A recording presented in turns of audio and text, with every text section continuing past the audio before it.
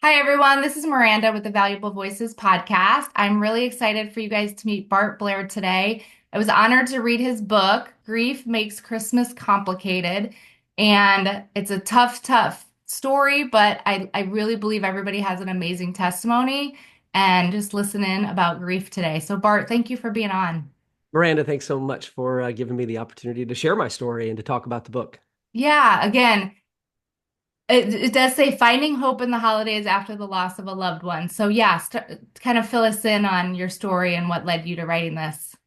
Yeah, I'll give you kind of the broad strokes, the big picture, and then we can dive in wherever you feel like it would be helpful. Coming up on 4 years ago, my wife and I we lost our youngest son to suicide. He was 16 years old. I've been a pastor and been in ministry for more than 23 years, and I have walked alongside a lot of people who have lost loved ones, people close to them. And from a pastoral perspective, I had what I thought was a pretty good idea of how grief worked and how people grieved. But walking through that experience for our family was something that the shoe was on the other foot. And all of a sudden I realized, even though, I'd lost grandparents and cousins and other people that were in my life, even friends, but to lose someone like a child, it completely flips your world upside down. And all of a sudden I started looking at grief differently. I started reading the Bible differently. It changed my relationship with God. It's changed my relationship with pretty much every other human being that is in my life. Yeah. And one of the most difficult things that we found as a family was getting through holidays. We've been through three Christmases, coming up on our fourth Thanksgiving and Christmas season. And I realized that after the first couple that I wasn't necessarily handling things in a particularly healthy way. Certainly not a way that I would have coached somebody else to or pastored somebody else to. And so I had to kind of start pastoring myself. And I started thinking through how I was learning to cope with the holidays and our loss, and really just began sort of documenting the journey. And earlier this year, I decided to put it down on paper and publish it to see if our experience and what we've been through could be a help to someone else. Even as a pastor, I don't know that there are other resources, there are other books that can help guide people through these Yeah. types of situations and seasons. But I wanted to put something together that was both very personal, something that kind of documented our story, and at the same time was very practical so that someone can go into the holidays with a strategy, with a plan, to know what's okay, to know what kinds of things maybe aren't okay, and Yeah. uh, and just to kind of point you true north and say this is a direction that has worked and helped for us, and maybe it'll help you too. Yeah, I love that. I know it's so cliche, but like putting your pain into purpose, it's so powerful. Like you've been through it, you have empathy, you know what it's been like. I mean, I have a 16-year-old son. I can't even, right? Nobody can imagine, and nobody knows what to say. So my first question is like, what is the best thing to say to somebody? Because somebody said, don't say I'm sorry. Like I'm praying. Like, what is the best thing to say to somebody, truly? I actually had a pastor friend of mine reach out to me this week because someone that he's close to lost a child this week. And he Mm. said, tell me what to say. Tell me how I can be the best friend that I can be to this Yeah. person in this season. The honest truth is, everybody's experience and grief journey is going to be different. In fact, one of the things I actually highlight in the book, which was a lesson for me, is that although everyone in the family has lost the same person, everyone has lost a different relationship. Yeah. And so when you realize that everyone's lost a different relationship, the consoling words and actions are going to be different for every single person. For Mhm. me, for my experience, the best thing was just simply having people who loved us in our space if we needed them, but who didn't feel the need to say anything. They didn't Mm. feel the need to do anything, but Okay. they wanted to be present. Now, that might not be the same for everyone. Some Right. some people may need more counsel, coaching, prayer. Right. I our the youth pastor at our church who had known my son would come over to our house, and he and I would just go for really long walks. Mm. And I just talked. He didn't say anything. He just let Wow. me talk. He just let me verbalize what I was feeling, what I was experiencing. And day after day, he would come over and we would do these long walks. He told me after the fact that, he's originally from California and it was winter in Texas, which isn't crazy cold, but pretty cold. And he said, "You don't have any idea how miserable I was walking in the cold with you, but I knew I needed to be there with you." And I said, I had no idea that he was uncomfortable because I was so focused on my own space and my own world. So, you know, like I said, it's really every person's experience is going to be different. For Yeah. me, my experience and what I would probably do if I had someone that I needed to be there for in this season, I think it's just being there, being present, Mm. and letting them grieve the way they need to grieve. Yeah. And maybe there's a time where you can say something, maybe not. I don't know. It's Yeah. really going to be a case by case scenario. Wow. That's so amazing. I mean, I think everybody just needs that space, right? To be heard, just to get it out, whether that's journaling, whether that's screaming at God, whatever that looks like. So I love that. That's Yeah. amazing. Um, I have to know how, especially as a pastor, like your relationship with God, you talked about that. So expand on that. How has that changed? Yeah, one of the things that I I don't remember how early in our grief process I had this awareness, but because our son took his own life, as a parent, you feel rejection. It's hard not to take it personally. And whatever the situation was that drove our son to make that decision, we don't know. Everything was going well for him. And this is one of the things that we've learned about suicide is that, a significant percentage of people who take their own life show no signs or indication that they're struggling. And our son was doing really well. He had a good job. He had been an employee the month before. He was a junior in high school, had just gotten his senior schedule and was making plans and had just bought his first car a few weeks before. Things were going very, very well for him. And then one day he just didn't go to school. And the way that whole day played out was, the worst day of my life and probably will be the worst day of my life forever. One of the things I remember thinking early on is I don't know how God takes the pain of rejection because it hurts so much. And I realized as a pastor and as a person who's wanted to share my faith and see people who are far from God come into a saving relationship with him, I realized God is rejected by millions and millions, billions of people on a daily basis.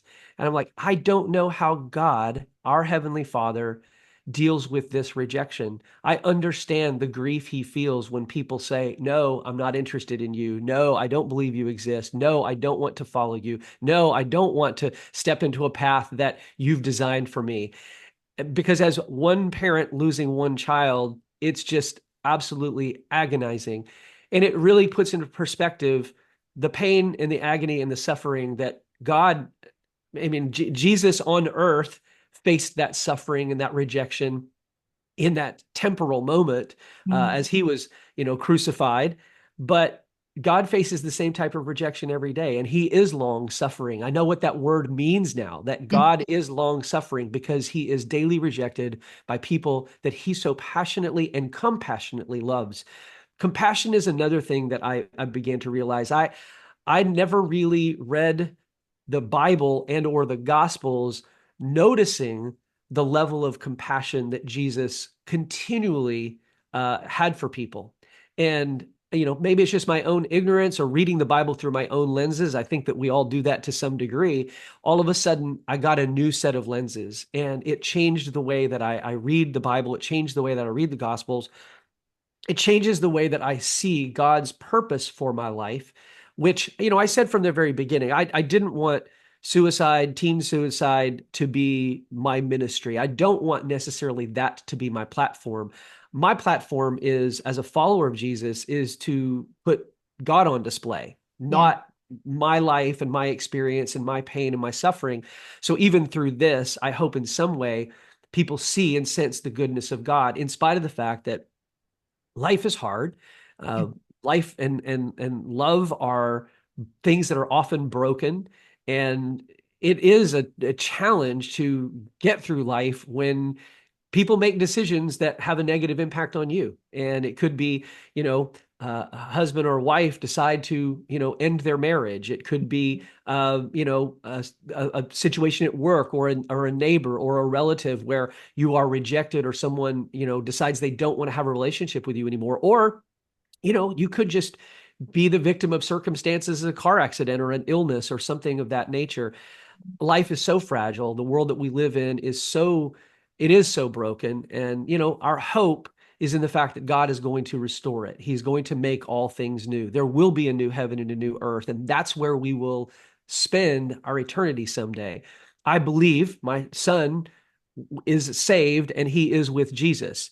I recently heard another pastor who had lost a child say, I'm coming up on 4 years being away from my son, but really I'm 4 years closer to being with him again. And that's the perspective that I have to kind of Wow. that's the perspective that I have to kind of walk with, right? Is Yeah.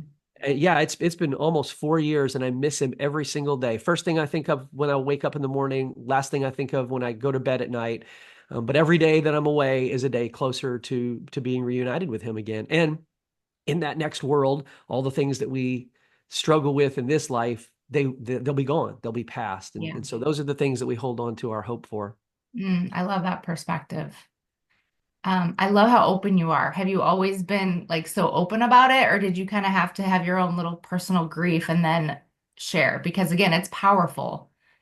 Yeah, I mean, I'm I'm almost 4 years in, so it the prick of the emotions is a lot less substantial today than it once was. I had an opportunity, and I wrote about this in the book, that my wife and I had an opportunity to spend some time with Kay Warren, who is Rick Warren's wife. Rick Warren's a retired pastor of a very large church out in California. They lost a son to Mhm. suicide. Okay. And one of the things that she shared with us, she said, in the moment, she said, your grief feels like a giant boulder sitting on your chest, and you're paralyzed. You can't breathe. You can't move. You can't function. Over time, she said, without even noticing, that boulder will start to shrink. Eventually, it will be the size of a small stone or a pebble, and you'll put it in your pocket. It's always there with you. You carry it with you everywhere you go. And every once in a while, you'll accidentally pull that pebble or that stone out of your pocket, hold it in your hand again, and you'll experience the grief and the loss over again. And it's true. I think, 4 years into our journey, that giant boulder is no longer a boulder. Some days it feels more like a bowling ball. And if you can imagine trying to go through your day carrying a bowling ball, like, you can function, but cooking, driving, riding your bike, working in your job with a bowling ball in one hand, it doesn't make you completely incapable of doing the things that you need to do, but it certainly makes it harder. And I Mhm. would say that season, the bowling ball season, was probably the longest and the hardest, because you're trying to function, you're trying to get through your day, you're trying to talk and act as if things are normal, yet you've Mhm. got this big, heavy 10-pound, 12-pound weight that you're carrying that doesn't ever seem to go away. Today, I have it's a small stone. And, for our time together here today, I'm holding it in my hand. It doesn't have the same weight that it did when we were going through the journey initially, but it's still there and I feel it, and it hurts. Yeah. But the pain of it isn't quite as paralyzing as it once was. And I think a big part of that is just, you know, there's a saying that is a total lie, that, time heals all wounds. It's not a time thing. I think it's an intentional thing. I think it's Jesus that has healed me and helped us. He is our healer. The Holy Spirit working in my life to help me move past where I was and move towards the life that He still has for me. And so it makes it a little bit easier to get on a get on a Zoom call and have a conversation about it. And honestly, writing the book was somewhat cathartic as well, because it just gave me the opportunity to put down on paper things that I'd processed, things that I'd felt, things that I'd experienced, Yeah. so that I could sort of put that flag in the ground and go, okay, I was there, but I'm not there anymore, and that's very Yeah. helpful as well. I can imagine just in reading it, you can hear your thoughts and just like the therapy of it, right? Journaling. But gosh, again, you're putting it out there, right, for the world now. But again, I can hear your heart and how much you just want to help other people get through something like this, right? So why'd you focus on Christmas? Because I feel you feel grief every day, right? But Christmas, why Christmas? I think, if you've ever lost someone close to you who's been a regular part of your holiday experiences, I think the norm for most people is there are repeated events or activities that you do when it comes time for the holidays. So if that person has been a part of those things, it's a natural time that you're going to have your emotions and your memories stirred. We initially, in the first couple of holidays, we honestly just tried to skip it. We were like, can we just not do the holidays? It was complicated getting family together. You knew there was no way to avoid conversations about your loss, that you'd sit at the dinner table and there's an empty chair that shouldn't be empty. You exchange gifts. There's someone that you've maybe bought gifts for every year for however many years. For us, it was, 16 years, and all of a sudden you're not shopping for that person anymore. Um, there's an expectation in our culture that the holidays are a time of joy and celebration and happiness and fun. And when you're grieving the loss of a loved one, those are not the things that you even want to feel. So you do have a tendency to try to push them away.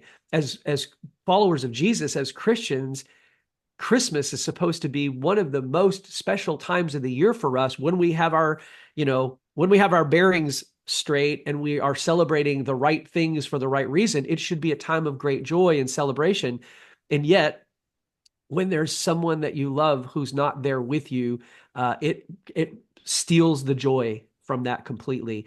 And so I think, I really thinking about how unhealthy we were through those first couple of holidays, and the ways we tried to avoid walking in the valley of the shadow in those moments. I realized it's just not good. It's not healthy for us. It didn't help us as a family. We needed to try a different perspective, a different track to be able to celebrate Christmas as a family without letting our loss completely ruin it. And it's still a work in progress. This year, as of the time that you and I are recording this, our daughter is pregnant with twin boys. She is due any day now, and we're going to have. My wife and I will be grandparents, and we will have babies in the family for the first time in a long time. Yes. And that will change our Christmas. That will change our holidays. It gives us a reason to sort of say, hey, we can't just hide from Mhm. this the rest of our lives. We have to figure out how to make the most of it. And but we can't go back to doing what we were doing before. Sure. Sure. That's I think that's a big part of the reason that I focused on the Christmas. I actually had preached a sermon series years ago. And I preached a sermon series in the Christmas holidays about things that made Christmas complicated. One of them, and I actually have an ebook on Amazon called "Relationships Make Christmas Complicated," Oh, wow. and I'd written that years ago, because relationships can make Christmas complicated. Yeah. And all of a sudden, I realized that there was a level of complexity in the holiday season when you're dealing with grief that probably trumps everything else that I had preached about: consumerism and expectations and all these things that make Christmas complicated. All of a sudden, I realized grief is probably the thing that has made my Christmas holidays the most complicated. Yeah. Oh my goodness. Well, congratulations. That is super exciting. And yes, your Christmas is going to change Yeah. dramatically. So, so much joy. I love that. So you talk about why. I imagine why, right? Why us? Why him? Why this happen? Kind of talk about that with somebody that's struggling, asking those same questions. Yeah, I think it's human instinct to think that information will make us feel better. And so for us in our situation, we were completely blindsided. I think anytime you lose a loved one, whether it's in an accident or to an illness or just age, you always ask why this person, why our family, why us? Going all the way back to the Garden of Eden, Adam and Eve. ate from the tree of knowledge, right? There's this human instinct, I think, that tells us that when we have knowledge, when we have information, it fixes things for us. Yeah. And so those were certainly the questions that we were asking as a family. Why? Why did he do this? Why our family? It just there there was this unknown thing that I just thought if I had the answer to that, it would solve the problem. And, we turned his bedroom upside down looking for the note or the email or the thing that would have given us answers. And I didn't write about this particular incident in the book, but this was really what happened. I had a dream one night, and my son's name was Ephraim. And in the dream, we're walking through this tight space, like an alley or a tunnel or something, and he's a few steps ahead of me. And I asked in the dream, Ephraim, why did you kill yourself? And he didn't answer. And I asked the question 3 times as we walked through the tunnel, and he never answered. Mm. And I woke up that morning and I was just it was an emotional feeling because it had been so real that I'd been there with him. Mm. And I got up that morning and I was reading a devotional on the YouVersion app on grief and loss. And I probably couldn't even find the devotional if I went to find it today. But as I was reading through the devotional, one of the things, just kind of a passing comment that the writer of that devotional wrote was this idea that we ask the question why, and why never satisfies. And I had a moment where I realized I'm asking the wrong question. The question that I need to ask is not why, it's where do I go from here? Yeah. Because I can't stay here. I can't sit here. And the only person that can really answer that question is my God, the one who created me and who's designed this life for me, who was not caught off guard by what happened to our family. And he already knows what the future holds for us. And so I had to leave that question, why, behind. I realized that even if I had the answer why, it really wouldn't make me feel any better. If Ephraim had turned to me in that dream and told me exactly what the reason was, and then I had all kinds of empirical evidence to back that up to say, yep, that was the reason, it still wouldn't make me feel better because it wouldn't bring him back. Yeah. And whatever the reason was, I would have said, "But I'm your dad. I could help you fix that." Like Right. we could have solved that problem. Whatever it was, we could have solved that problem. So the question became, where do we go from here? And so for the better part of the next year, the wrestling match was which direction are we headed with in our lives now? Like we Yeah. can't sit in the ashes forever. It's good to sit in the ashes for a time. You need Hmm. to do that. You need to grieve the loss of your loved one. Hmm. That's actually a healthy thing. There is a theology of grief and loss in the scripture that I think in our Western Christian world, we just simply like to gloss over that stuff or skip it because it's Yeah. not fun. It doesn't make us feel good. Right. But that redefining the question from why to where do we go from here Mm. gave us the impetus to begin taking steps forward to figure out what the shape of our life is going to look like, how we're going to live life with this loved one missing from our lives. And I did write about, not the story of the dream, but the reframing the question or asking the different question in the book, because I think in my experience as a pastor walking alongside others who have lost a loved one, that is a question that we all, I think, naturally want to ask. Sure. And if just changing that question changes your perspective, changes your mind on things, I think it will really help. Yeah. I love that. Thank you so much for sharing. I just feel like it's so encouraging, no matter what you've gone through. So I appreciate you just being raw and open and sharing your grief story. So I'll put the link to Amazon. Any other links or anything you want to throw out there where people can find you to connect? Sure. I have a website. It's called makemoredisciples.com. I provide other resources for pastors and church leaders, some Bible studies and some other things. And we can link to that as well. So if Awesome. someone is listening to this and they're looking for some additional Bible studies or other content, you can see some other things that I've created that I hope will help wherever Yeah. you are and whatever you're going through. I love that. Well, thank you so much. Again, this was an honor. I know it's probably not easy, but I just know you're talking to a lot of hearts out there, even just as a divorced mom, I'm still grieving that I don't have that family unit. So Right. I know there's so many people going through something, and it's just very, very encouraging to hear your story. So I appreciate you. Thank you, Miranda. I appreciate it. Thanks for listening, everyone. Have a blessed day.